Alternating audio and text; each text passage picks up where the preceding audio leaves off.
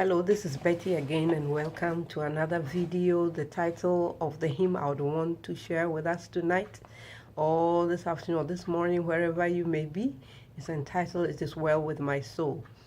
"It Is Well With My Soul" was written by Horatio G. Spafford. This man was an attorney who was also a real estate businessman. He went through a lot of tragedies. You know, this hymn is a popular hymn. We sing it in our church often, and people will be excited and happy, yes. But I've realized that many of the songs that touch our souls, that we love most, came from the pain and afflictions of those who wrote them. I want to read the story behind "It Is Well With My Soul."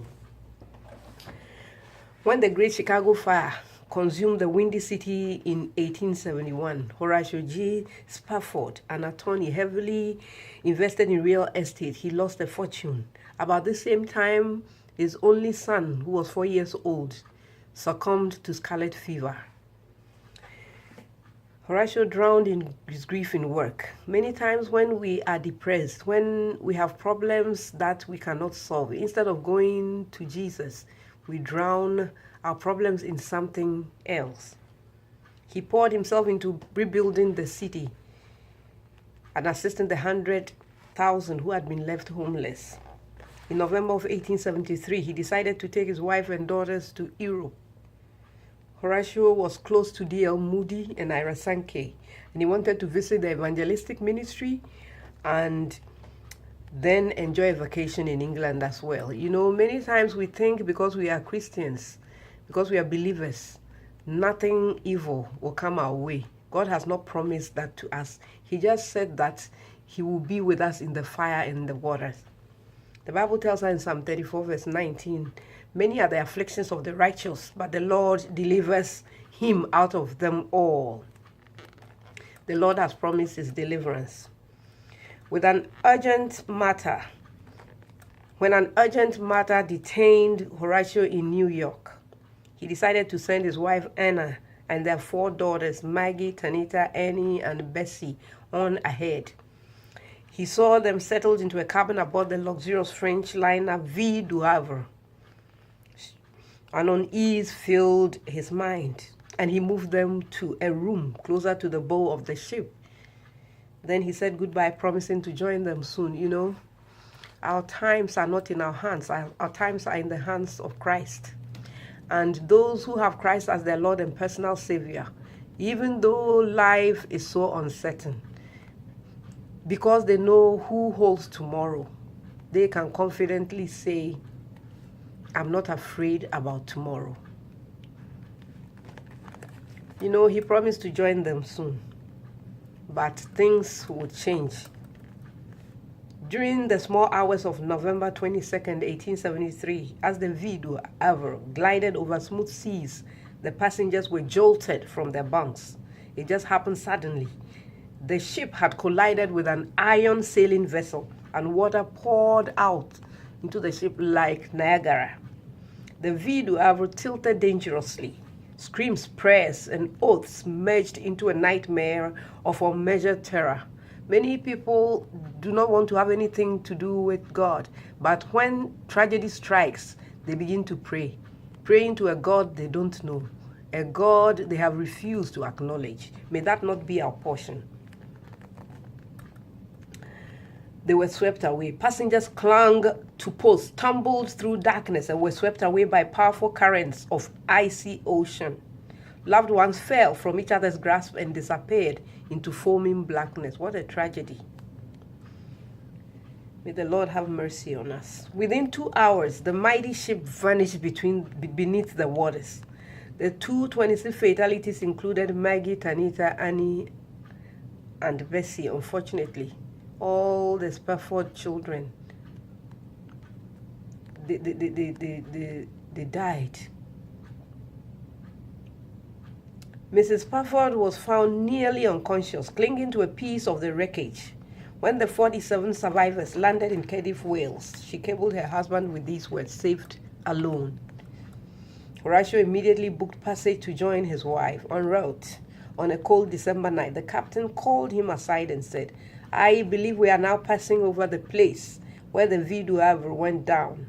Spafford went into his cabin but found it hard to sleep. We as Christians should be very sensitive in our spirits to know what to say, what not to say, and when to say whatever we have to say. Because if this captain knew that this man had lost 4 of his daughters in that same Vie du Havre ship that sank that time, I'm sure he would not have mentioned this. He said to himself, that is Spafford, it is well, the will of God be done. Can you say that when tragedy strikes? The only people who can confidently say it is well, let the will of God be done, are those who have Jesus Christ as their Lord and personal Savior, who are walking with Him faithfully. It's not that they will not sorrow, but they will not sorrow like the unsaved. They will sorrow with the hope for the future.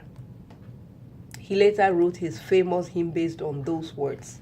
The melody for It Is Well is titled Vie du Havre and was written, that was the music to those words of that song, It Is Well, was written by Philip Bliss, who himself, soon to perish with his wife in a terrible train wreck in Ohio. He and his wife soon perished.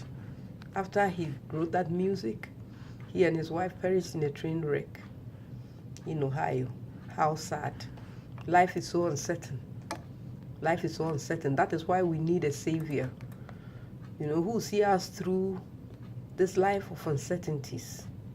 I counsel you to have Jesus as your guide, as your Lord and personal Savior in this life that is so uncertain, to walk you through this uncertain life to eternity safely.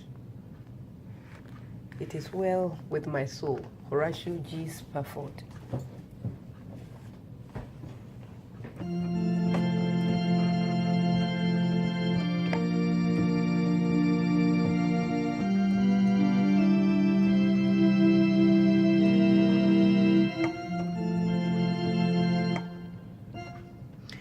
When peace like a river attendeth my way, when sorrows like sea billows roll, whatever my Lord thou hast told me to say, it is well, it is well with my soul, it is well, it is well with my soul, with my soul, it is well, it is well with my soul. It is well with my soul. It is well with your soul.